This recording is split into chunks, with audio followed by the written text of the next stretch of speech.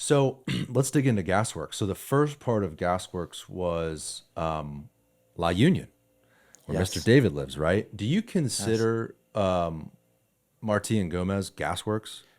Technically, it's not. Technically, The it's not. Gasworks is a joint venture between myself and Kettler, the Kettler organization out of DC. And so Marti and Gomez, I built myself. Uh, but yeah, that's outside of Gasworks. Yeah.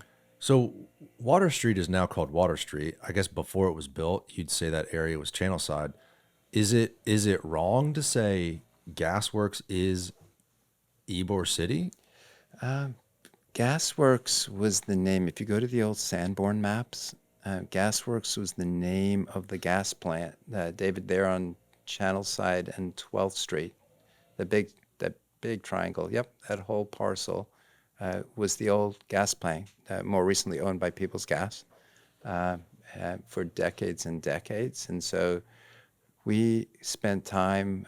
We worked with Rodney at the history, the History Center, to research the district and find out what was there. It was actually fairly nondescript. You had some stables there. You had some light industrial that served the port. Remember, all this was before the Selman Expressway came through. It was very nondescript, and it was very industrial. It had always been industrial. The only historical location of significance was the gasworks plant. And so, in trying to be thoughtful and honor the history, that's the name that we utilized. Martí Marceo, if you look at where La Union is, um, that it was the original location of the Martí Marceo Club, social club, but that club many years ago had relocated to 7th Avenue adjacent to Martí. Mm.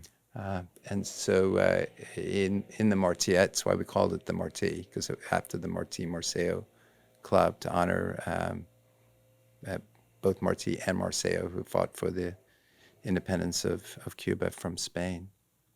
Wow. And we celebrate that history within the apartment complex. So the name Gasworks is a historic Historic, name yes, for that particular area. yes. Now, David, can you go back to Gasworks, the actual district? Where's the historic district within Gasworks here?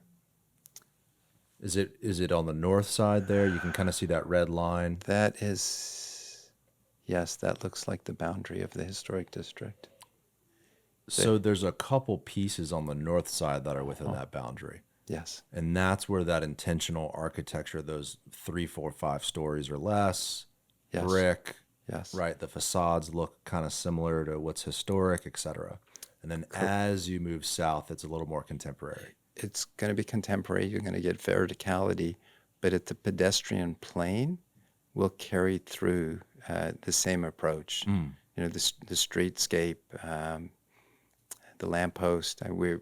So that when you're walking, even though you get verticality, you're going to have a very similar feel on the ground plane. The storefronts, the design standards that are used on the storefronts, the setbacks, the pane glass, still very similar. Carry that through. Hey guys, if you want to watch the full episode of this clip, click right here. Make sure to subscribe by clicking right here. Thank you for watching.